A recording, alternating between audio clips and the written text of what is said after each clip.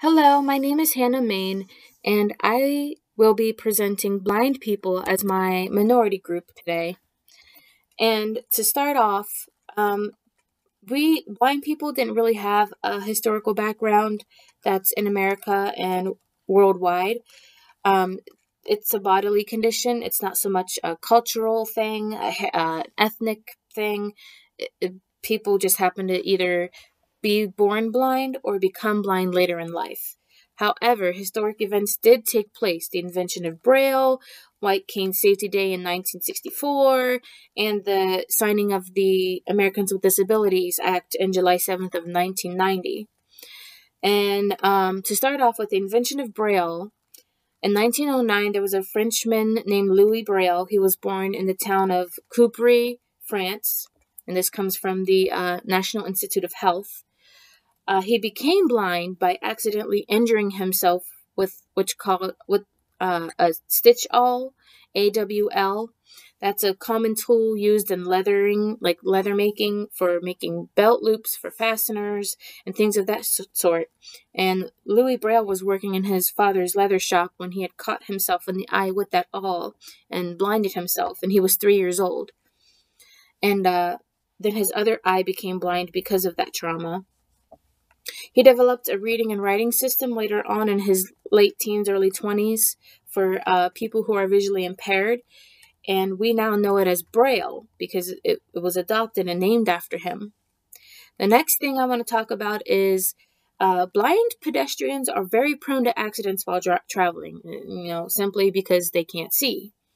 And mostly it's motorists and fellow pedestrians who are simply not paying attention, texting and driving, texting and walking on the phone, not paying their mind. And so President Lyndon B. Johnson developed and proclaimed White Cane Safety Day on October 15th, 1964. So every year we celebrate White Cane Safety Day. And that's just a way to raise awareness to people that if you see a blind person with a cane or a guide dog or a human guide on the street, just to be careful and pay attention and let them pass. And why is the cane white and not a different color? Well, it's simple. It's to make people pay attention.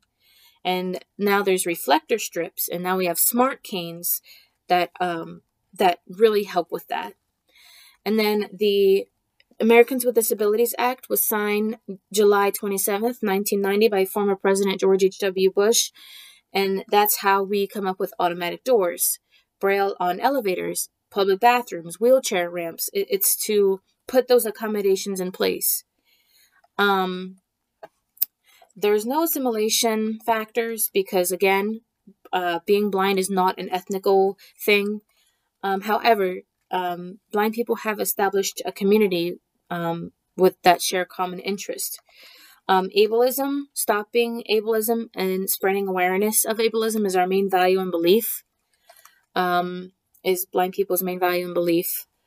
Common stereotypes, wearing sunglasses indoors, having to have a guide dog, not being independent, those are all stereotypes. Some common discriminations, incompetence. That means that, we can't fend for ourselves. We can't rely on ourselves. We're not intelligent. We're just not fit for society. Lack of life skills. That means, we're not able to work, go to school, do simple tasks like cleaning up the floor, things of that sort. That's not true. Unemployment is very high indeed. And that comes from the American Foundation for the Blind and the National Federation for the Blind. And education is very tough among blind people because public schools don't quite offer that the accommodations and accessibilities needed to do so. And then another common thing is calling a cane a stick. It's not called a stick. So that's my presentation on blind people. I hope that you enjoy my post or in my presentation and my report. I look forward to receiving feedback and everything of that sort. Goodbye. Have a blessed day.